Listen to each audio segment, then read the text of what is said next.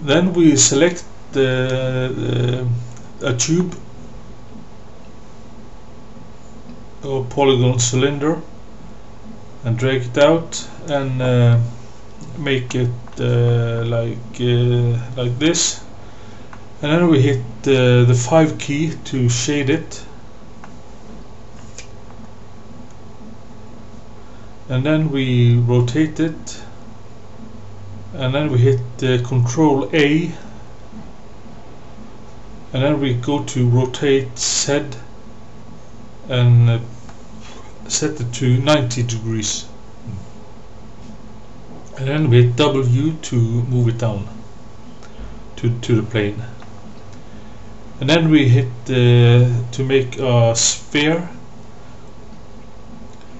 and then we Control D to duplicate it and hit W to move the copy over, and then we select all, and then we go to Mesh and select Combined. Now this is one polygon or one mesh, one object, and here we can see that we have the history of how it was made. So we remove this by going to Edit, Delete by Type, History, and there you can see it disappear.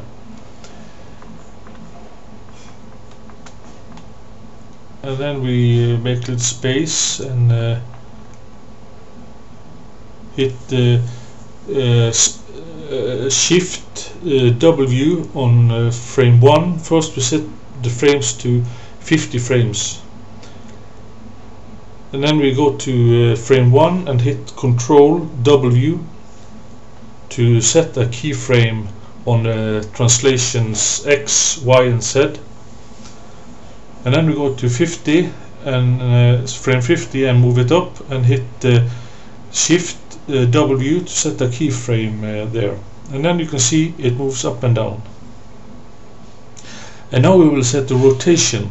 So we go to frame 1 and hit Shift E, and then we move it up, and then we go to rotation Y and set it to 360 degrees. And then we right click on rotation Y and select key selected, and here you can see it rotate around. And then we go to the animate fan and we select animate, create animation snapshot, and then we open the control panel for it.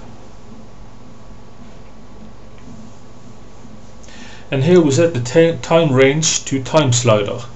That means it will use the time slider we have set up, and in the increments we set to 4, and to update we set to fast, and then we click snapshot. And here you can see we have made a kind of DNA thing.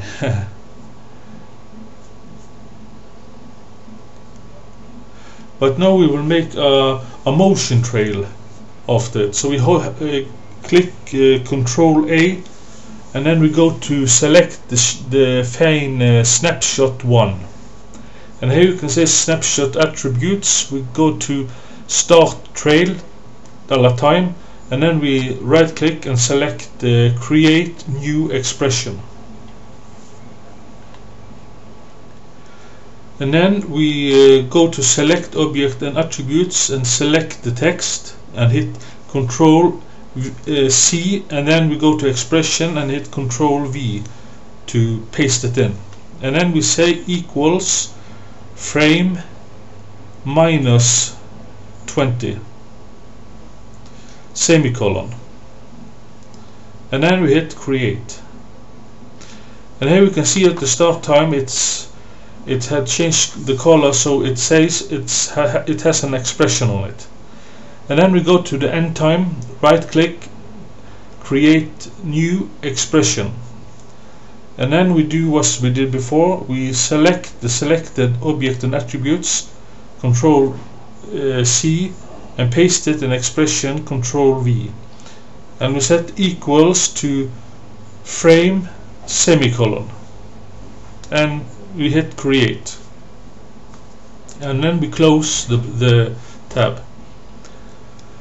And then we select all the copies of it and hit delete, and only have the original standing, and then we hit play.